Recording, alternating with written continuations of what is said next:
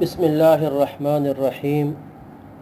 سیرت النبی صلی اللہ علیہ وسلم، درس نمبر 29۔ آج کے درس میں غزوہ احد کا تذکرہ ہے اور اس سے متعلق 3 باتیں ہیں۔ نمبر 1، رسول اللہ صلی اللہ علیہ وسلم کی صحابہ سے جنگی مشاورت۔ نمبر 2، عبداللہ ابن ابی کا منافقانہ کردار۔ اور نمبر 3، میدان احد میں نبی اکرم صلی اللہ علیہ وسلم کی جنگی منصوبہ بندی۔ کل کے درس میں ذکر ہوا تھا کہ رسول اللہ صلی اللہ علیہ وسلم کو مشرکین کے لشکر کی خبر حضرت عباس رضی اللہ تعالی عنہ نے ایک قاصد کے ذریعے سے پہنچائی، جو ان لشکر سے پہلے ہی پہنچ گیا، اور آپ صلی اللہ علیہ وسلم کو ان کا خط ملا۔ حضرت ابی بن کعب رضی اللہ تعالی عنہ نے پڑھ کر سنایا، اور اس سے ان کو اندازہ ہو گیا کہ مشرکین وہاں سے روانہ ہو چکے ہیں۔ نبی اکرم صلی اللہ علیہ وسلم نے کچھ دستے مقرر کیے نگرانی کے لیے، جن میں سعد بن معاذ، اسید بن حضیر اور سعد بن عبادہ رضی اللہ تعالی عنہم تھے۔ چنانچہ اس کے بعد یہ رات میں نگرانی پر متعین ہو گئے، ہتھیار لے کر ساری رات یہ رسول اللہ صلی اللہ علیہ وسلم اور اہل مدینہ کی حفاظت پر مقرر ہوتے تھے۔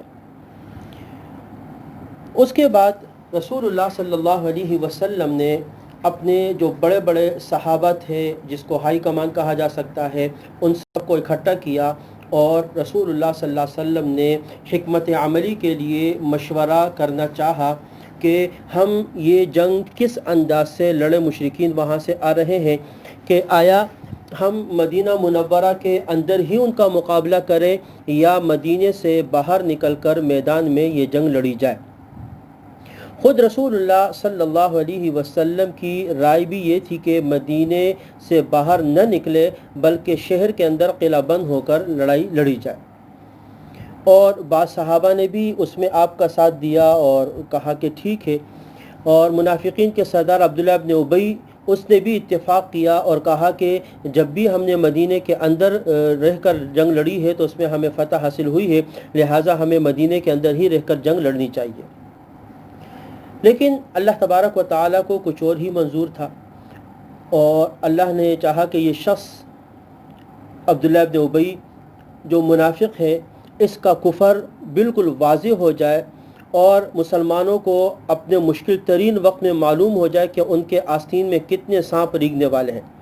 چنانچہ صحابہ کرام ہی کی ایک جماعت نے جو بدر میں شرکت سے رہ گئی تھی، انہوں نے رسول اللہ صلی اللہ علیہ وسلم سے کہا کہ یا رسول اللہ، باہر میدان میں لے جا نکل کے ہمیں مقابلہ کرنا چاہیے۔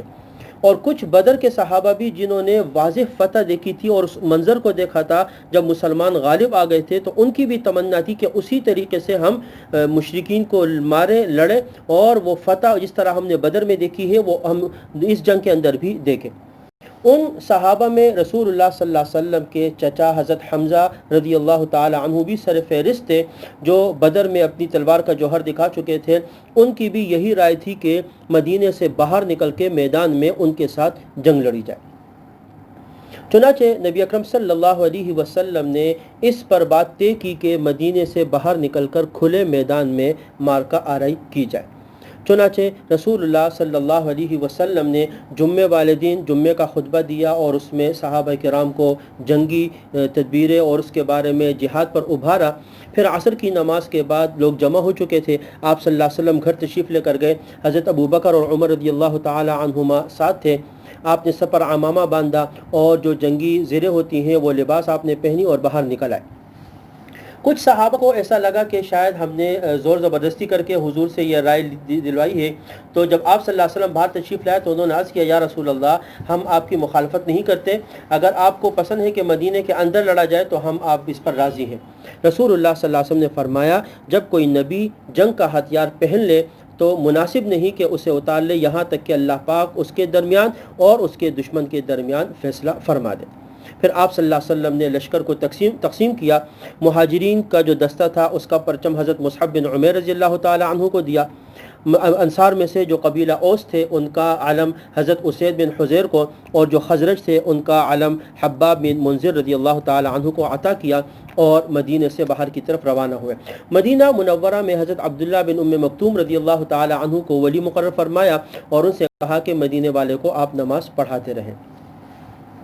کچھ چھوٹے صحابہ بھی تھے، ان کو راستے سے واپس کر دیا، اور کچھ ساتھ ہو گئے۔ رافع بن خدیج اور سمرہ بن جندب رضی اللہ عنہما، یہ ان کو ساتھ لے لیا، اگرچہ چھوٹے تھے لیکن یہ آپ صلی اللہ علیہ وسلم کے ساتھ ہو گئے۔ یہ لشکر روانہ ہوا، مغرب کی نماز پڑھی، عشاء کی نماز پڑھی، پھر وہاں ایک جگہ راستے میں رات کو قیام کیا، صبح فجر کی نماز پڑھی اور فجر کی نماز کے بعد نکل پڑے۔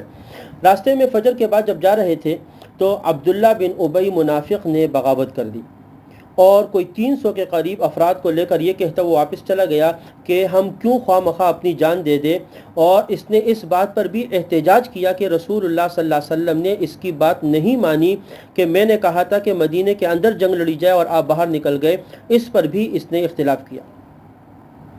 اور یقیناً اس علیحدگی کا سبب یہ نہیں تھا جو اس منافق نے ظاہر کیا تھا کہ رسول اللہ صلی اللہ علیہ وسلم نے اس کی بات نہیں مانی، کیونکہ اس صورت میں تو حضور کے ساتھ یہاں تک مدینے سے یہاں تک آنے کا سوال ہی نہیں پیدا ہو رہا تھا، یہ تو یہاں تک آ چکا تھا۔ اس نازک موڑ پر الگ ہونے کا مقصد یہ تھا کہ اسلامی لشکر میں اضطراب ہو جائے، اور اب جب کہ دشمن بالکل سامنے ہے اور وہ دیکھ بھی رہا ہے تو اس کی وجہ سے اور لوگ بھی ساتھ چھوڑ دیں گے، اور جو ساتھ رہیں گے ان کے حوصلے بھی ٹوٹ جائیں گے۔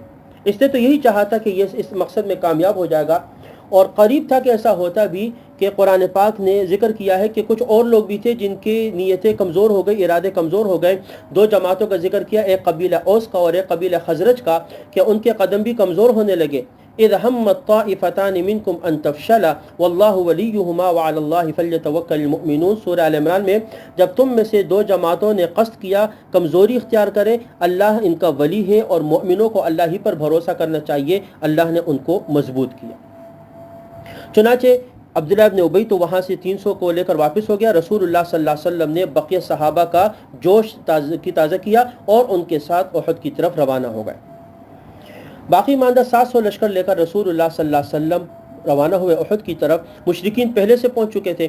آپ نے کہا کوئی ایسا راستہ ہے، کوئی صحابی جانتا ہے کہ وہ ہمیں احد کی طرف، پہاڑ کی طرف لے جائے؟ حضرت ابو خیثمہ رضی اللہ تعالیٰ عنہ عرض کیا کہ یا رسول اللہ، مجھے ایک راستہ معلوم ہے کہ اس کی طرف سے جو کھیتوں سے گزر کے جاتا ہے۔ رسول اللہ صلی اللہ علیہ وسلم اس راستے سے گزرتے ہوئے گئے اور آپ نے احد میں پہنچ کر وادی کے آخری سرے پر اس جگہ پر پڑاؤ ڈالا جہاں پر احد پہاڑ رسول اللہ صلی اللہ علیہ وسلم کے اور لشکر کے پشت پہ تھا، اور سامنے کی طرف مدینہ تھا اور مشرکین کا لشکر بھی تھا۔ یعنی مشرکین کا جو لشکر تھا وہ رسول اللہ صلی اللہ علیہ وسلم اور صحابہ کے لشکر اور مدینے کے درمیان میں تھا، کیونکہ آپ صلی اللہ علیہ وسلم نے لشکر کو ایسی جگہ پر صف بند کیا، کھڑا کیا کہ ان کے پیچھے بلند اور بالا احد پہاڑ تھا پیچھے سے، اور سامنے مشرکین کا لشکر تھا۔ پھر آپ صلی اللہ علیہ وسلم نے وہاں پر لشکر کی تنظیم سازی کی، اور ایک پہاڑی تھی جہاں سے پیچھے سے حملہ کرنے کا کوئی خطرہ تھا کہ وہاں سے کوئی آ جائے، جس کو جبل رومات کے نام سے آج یاد کیا جاتا ہے۔ وہاں پر آپ نے چند صحابہ کو کھڑا کیا اور اس کی کمان حضرت عبداللہ بن جبیر انصاری رضی اللہ تعالی عنہ کو دی، اور ان سے کہا کہ ہم جنگ جیتے یا ہارے، تم اپنی جگہ پر رہنا اور تم ہماری طرف سے کوئی حملہ نہ کر پائے پیچھے سے، یہاں سے تم نے حفاظت کرنا ہے اور ہماری پشت کو محفوظ رکھنا ہے۔ یہ منصوبہ جو جنگ کا آپ نے وہاں تدبیر بنائی انتہائی باریک بینی اور حکمت پر مبنی تھا، جس سے رسول اللہ صلی اللہ علیہ وسلم کی فوجی قیادت کا پتہ چلتا ہے کہ آپ ایک نبی ہونے کے ساتھ ساتھ ایک بہترین جنگی کمانڈر بھی تھے، جو ترتیب آپ نے وہاں پر مقرر کی۔ اس کے بعد احد کا آغاز ہوتا ہے جنگ کا، انشاءاللہ تعالی اگلے درس میں اس کا ذکر ہوگا۔ وآخر دعوانا ان الحمد للہ رب العالمین۔